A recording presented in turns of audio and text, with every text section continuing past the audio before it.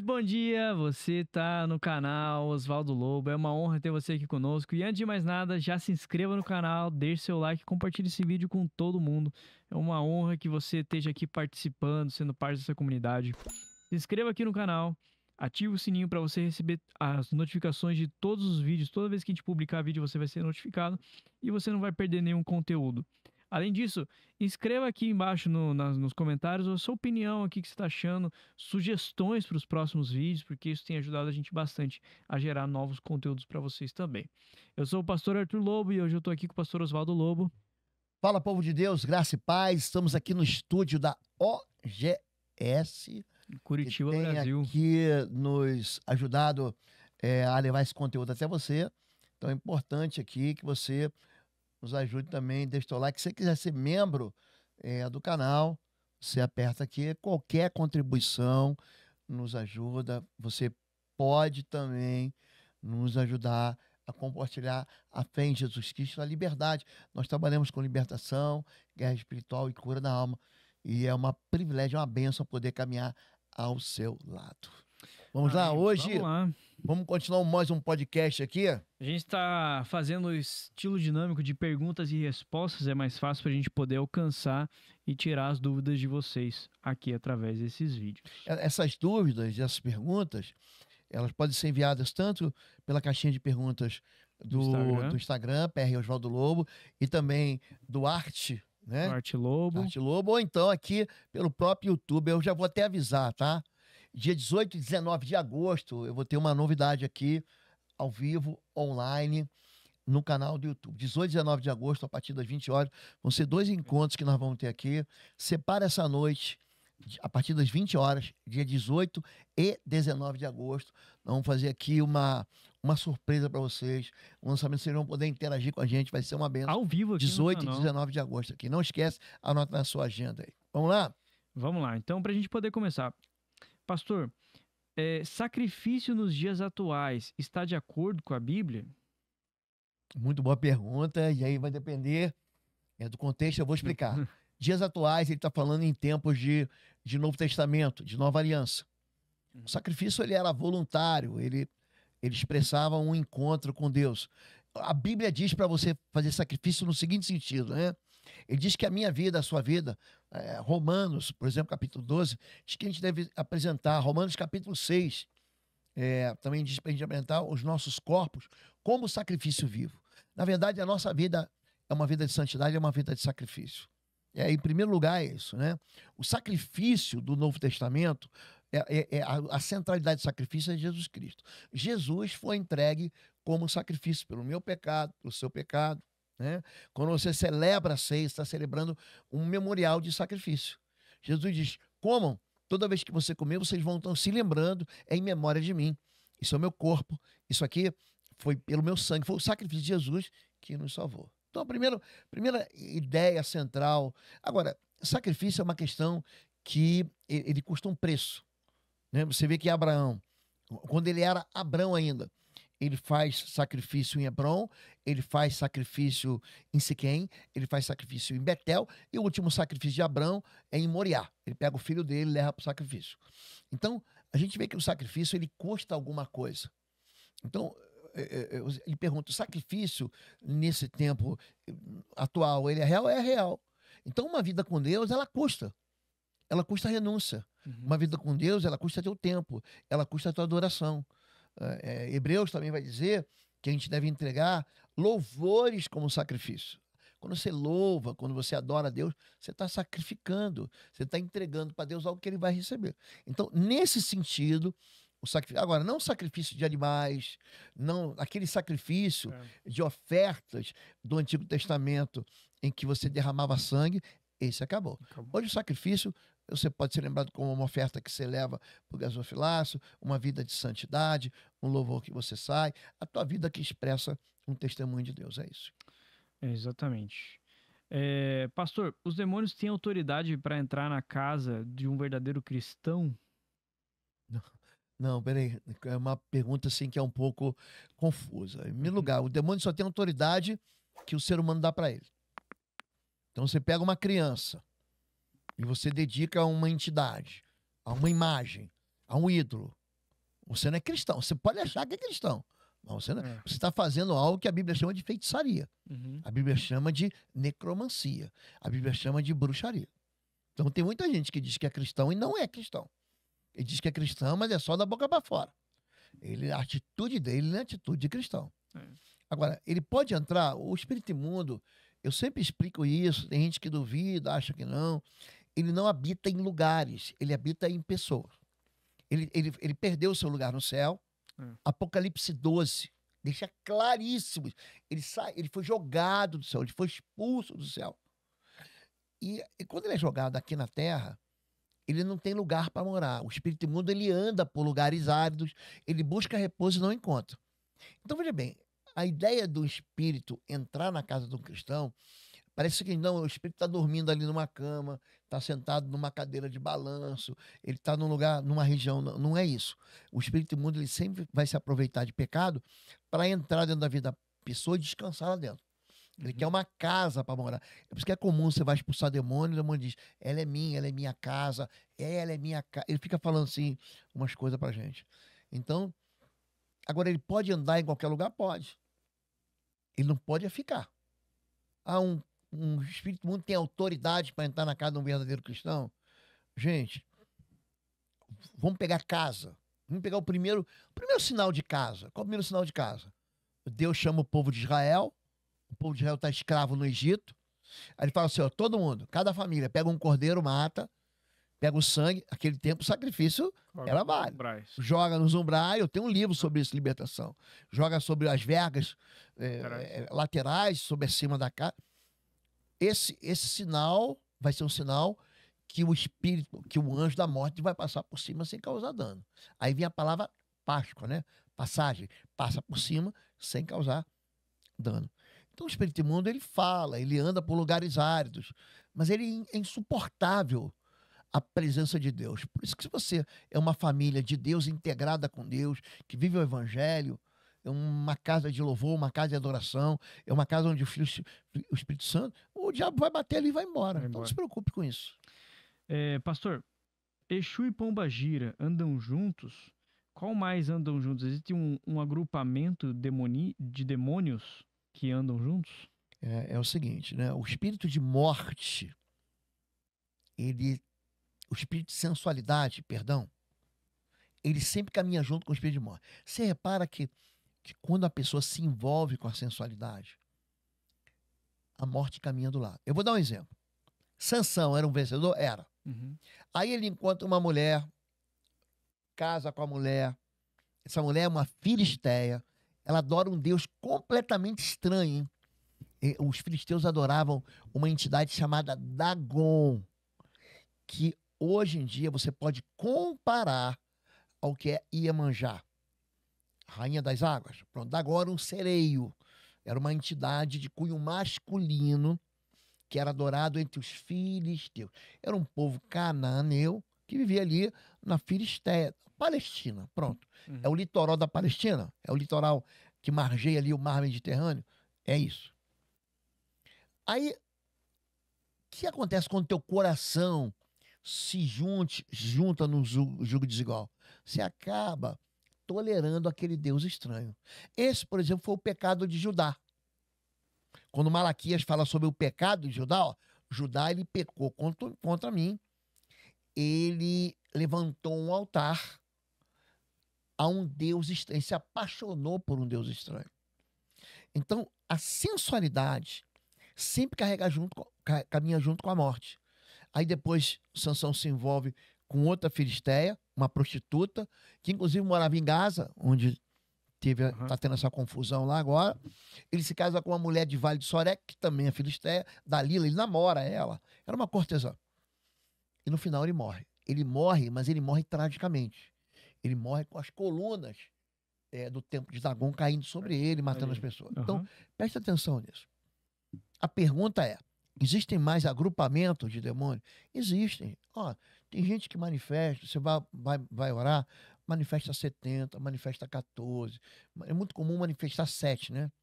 São os 7. Ah, qual é meu nome? É os 7 facadas. Legião, sei. Os 7 mortes. os 7 cemitérios, os 7, enfim, é muito comum ter o que a gente chama de falanges ou legiões. É comum, gente. O espírito imundo, ele não anda sozinho, não. Ele anda com as pessoas. Mas existem entidades que, quando manifestam, eles manifestam a experiência, e a Bíblia mostra isso. Eles já manifestam juntos.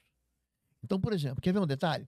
Em Marcos 16, leia Marcos 16, finalzinho do capítulo, a Bíblia vai falar que Maria Madalena, que era uma das, depois, discípulos de Jesus, Jesus expulsou dela 7 demônios.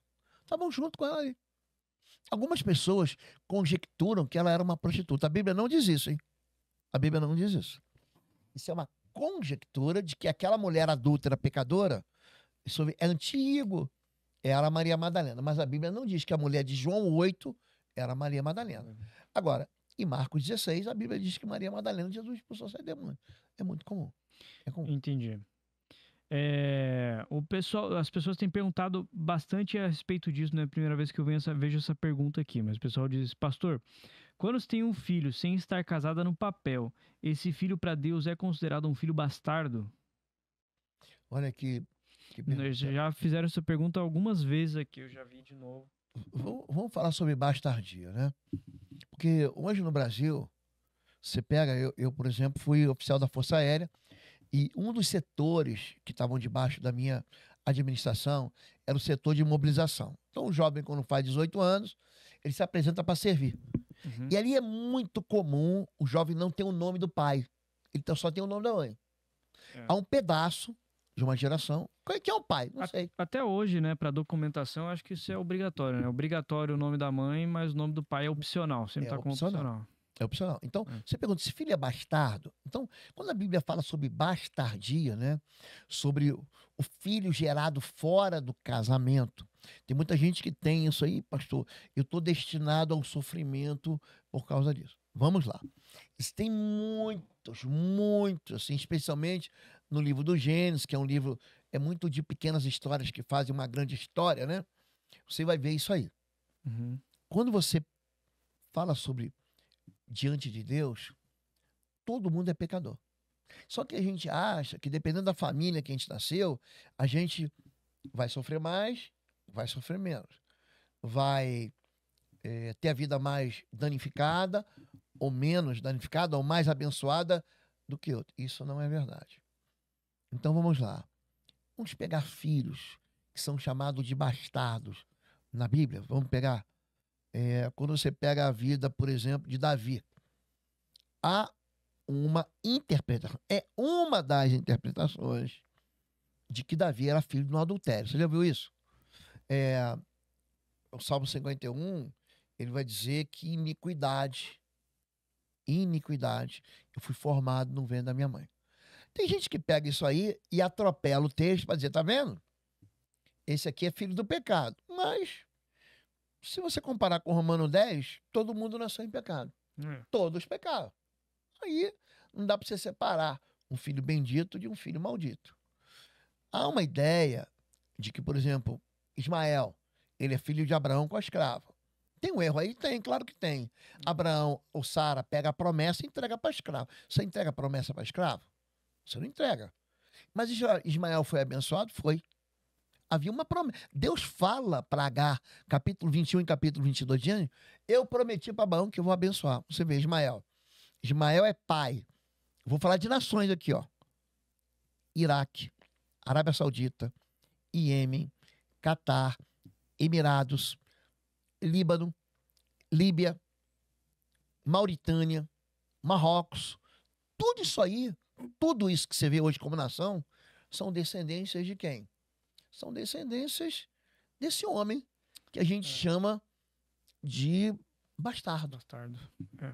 Então, diante de Deus, gente, a gente pensa que Deus, ele vai destinar a pessoa à destruição, porque o pai errou. Então, eu vou falar aqui olhando para você. Querido, quando você recebe Jesus, é interessante que Jesus, ele vem para as pessoas não entendem isso, mas eu vou tentar ser claro. 1 João 3,8, para destruir as obras do diabo. É por isso que Jesus veio.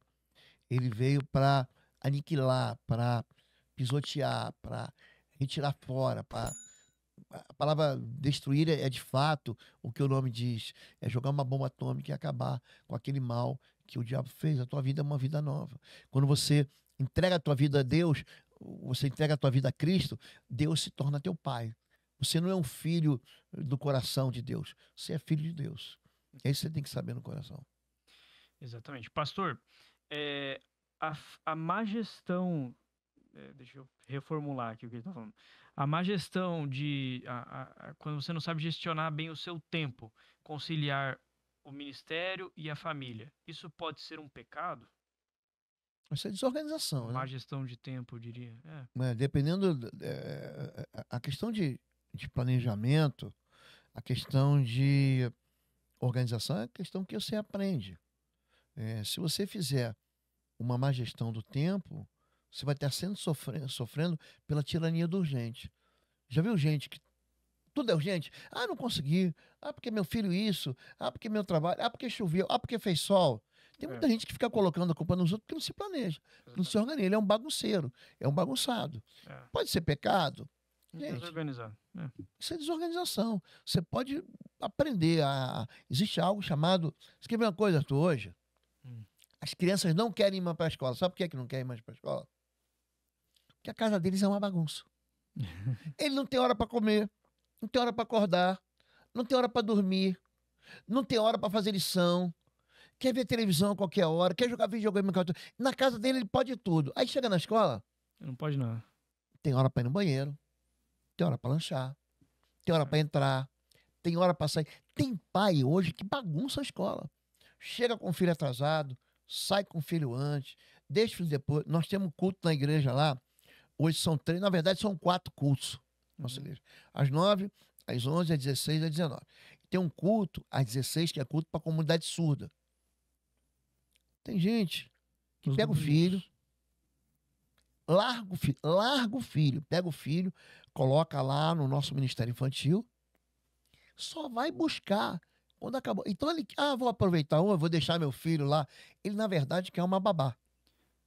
Ele pega a criança, larga no ministério infantil e ele vem buscar a criança 1h da tarde. O que você foi fazer?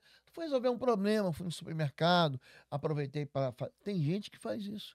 Então a vida dele é bagunçada e ele bagunça a vida de todo mundo.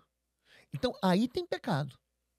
Entendeu? Aí tem um aproveitamento. Ele fala, não, pelo menos eu levei meu filho para a igreja, pelo menos eu levei para a escola. Então ele usa a escola por causa da bagunça dele. Então ele bagunça a vida. Deu 3 da tarde. Não, hoje eu quero ver um filme. Vou levar o filho para a escola. Aí larga o filho na escola e pega a hora que quer. Então, as crianças, elas vão aprendendo a ser bagunçadas aonde? Dentro de casa. Você vai doutrinando elas.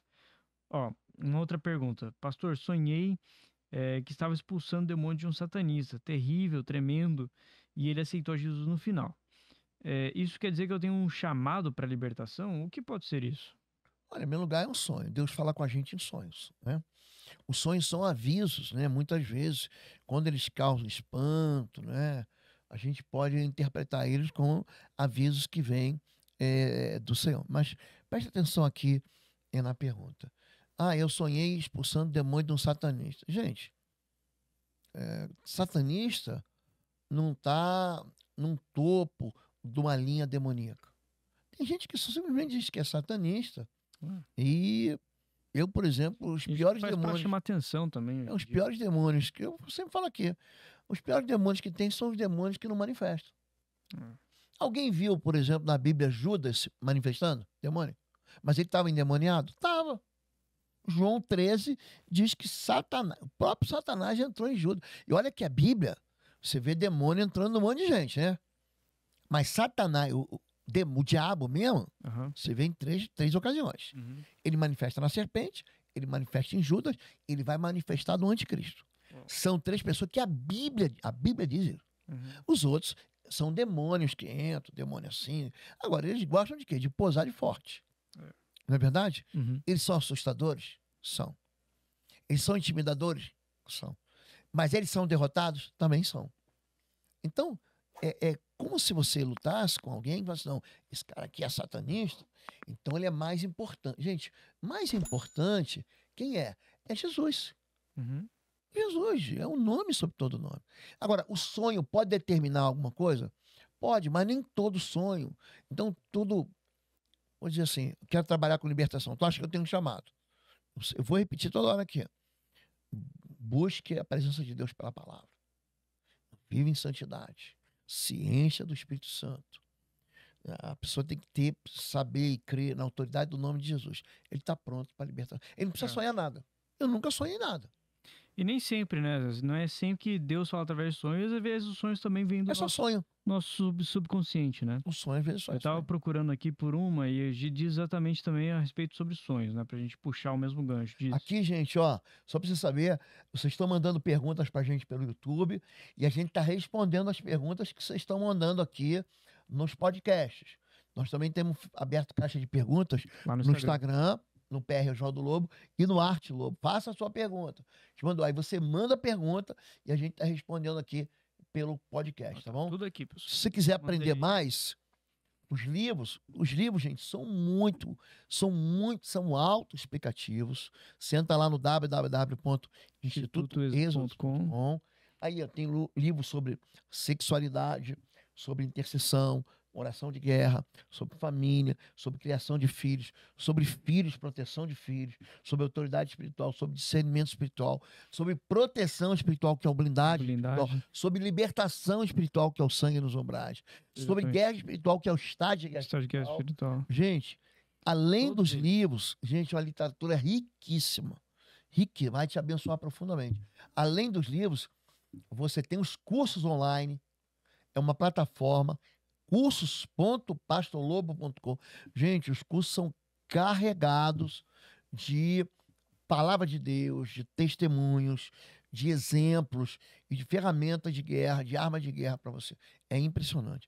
Dias, inclusive também vou aproveitar aqui, dia 16 a 18 de outubro, eu em Curitiba vou dar uma imersão em libertação, guerra espiritual e cura da alma, de 16 a 18 de outubro. Inscrições, preste Já atenção, estão disponíveis. já estão disponíveis no www.institutoexodus.com. Não fique de fora, as vagas são limitadas, então corra a última vez com gente de fora, não deixe para fazer sua inscrição na última hora, tá bom?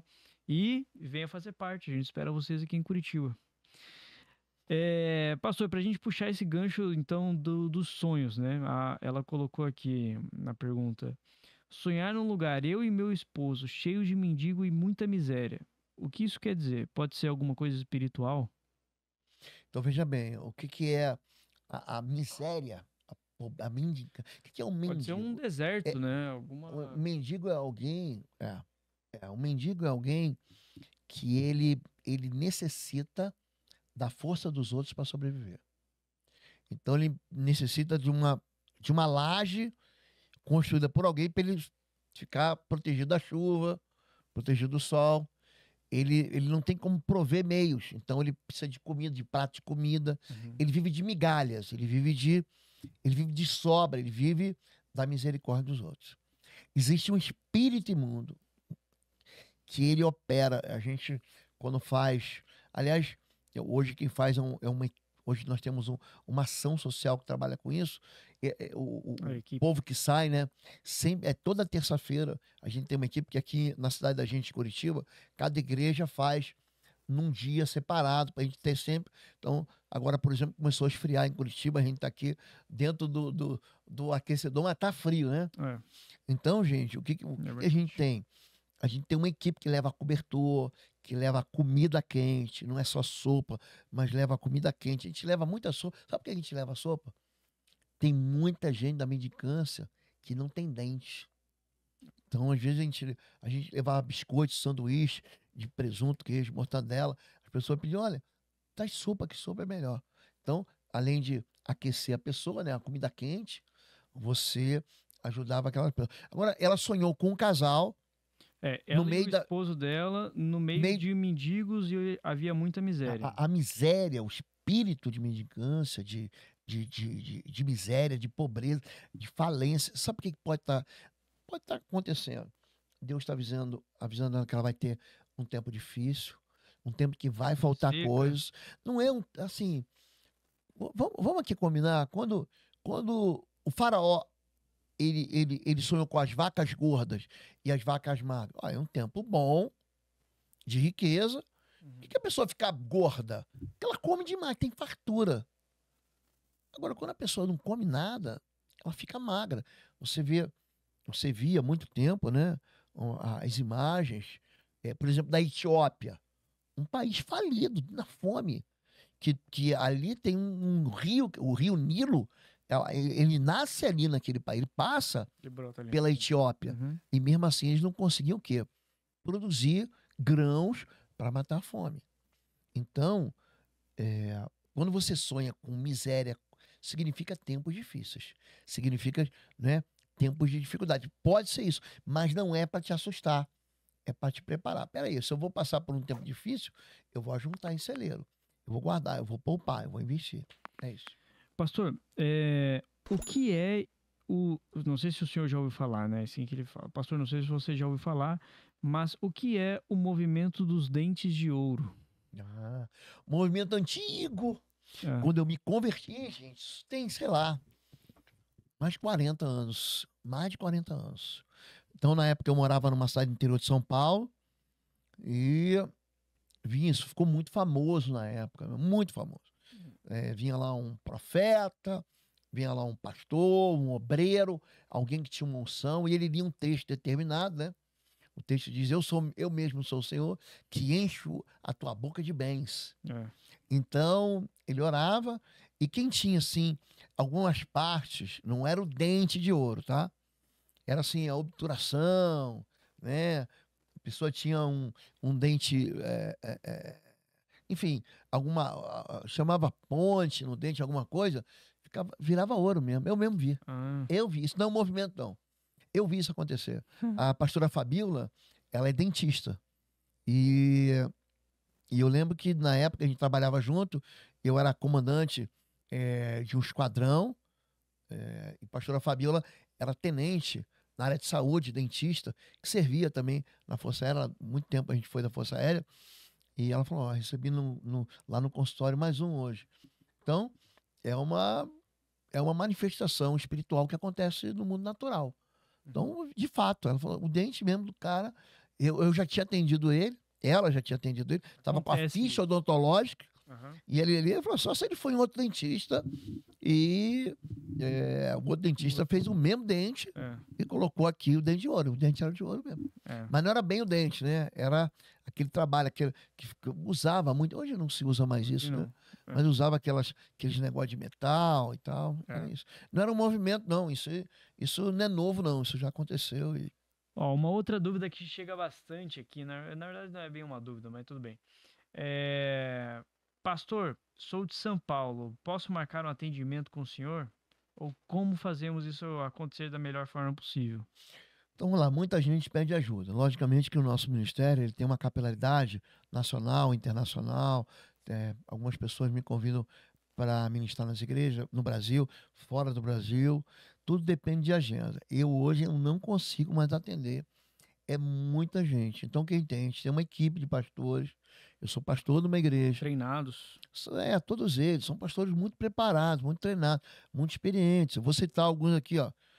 Pastor Marcos, pastor João Probes, pastor Eduardo Jenks, pastora Fabíola, pastora Rejane, pastor Davi, pastora Cleni, pastor Cristiano, pastor Rômulo, pastor Arthur. Nós temos um time de pastores e conselheiros que atendem.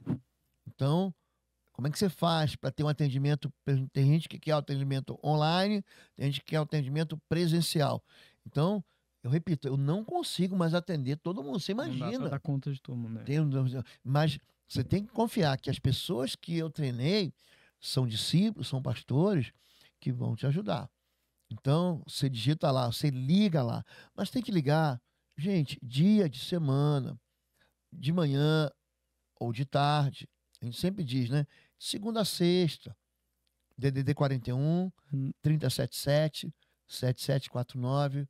Você vai cair numa secretaria, a secretaria vai indicar você, ou para um capelão, ou para um pastor, ou para um conselheiro, tá bom? Então, atendimento. Quando nossa igreja não é mais uma igreja pequena. O plantão tem lá todos os dias, de Todo dia. segunda a sexta, o Todo dia dia. inteiro, né? Nos horários, claramente horários A de gente chama de horário comercial, né? comercial. De 9 até 17 horas, sempre tem.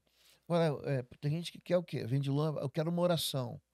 Vem de longe, a gente ora. Pô, a gente não pode dar o atendimento para a pessoa no final do culto, entre um culto e o outro, né? Vem muita gente fora para visitar os cultos e o pessoal, na maior parte das vezes, chega, eu quero encontrar com o pastor Lobo.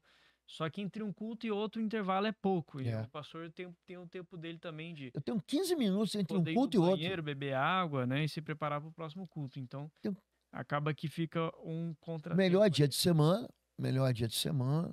É. E você liga na secretaria. E aí, se Agenda for por ali. tiver distância. E agenda por ali. Agenda na secretaria, agenda com um dos pastores. Ou então, às vezes, a pessoa consegue um atendimento comigo. Às vezes consegue. Mas eu também atendo a igreja inteira que é presencial ali. Então, a igreja é muito mais do que você ficar respondendo perguntas. É muito mais do que você ficar dando conselho. A igreja é um organismo vivo. Hoje mesmo, eu saio daqui hoje, daqui a pouco, eu tenho que fazer um sepultamento. Você sabe disso. Então, a gente tá aqui ministrando para vocês, mas é aquilo que eu ia fazer hoje, eu tenho que correr para quê? Para atender uma família que está enlutada. Tá bom? Então, é por isso que a gente tem pastores que compõem o ministério. Pastor, a gente está dentro do nosso tempo. Para a gente finalizar, a última pergunta, direto e reto, no assunto. Pastor, meu filho foi batizado ontem e depois me bateu muita tristeza. Hoje eu estou deprimido e quero desistir.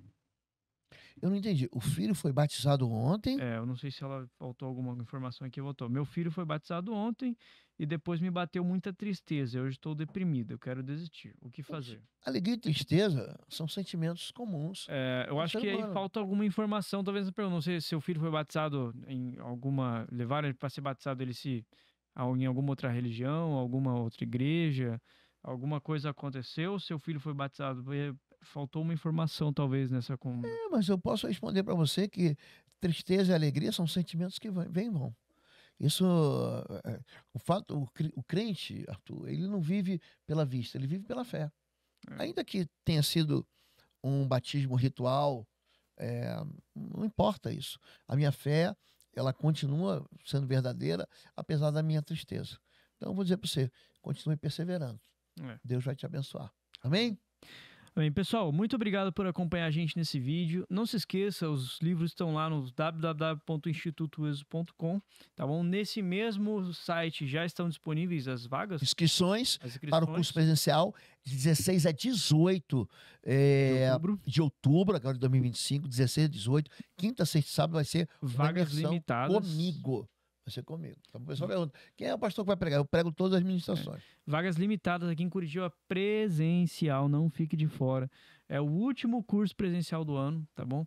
Venha fazer parte, vai ser uma honra receber você aqui.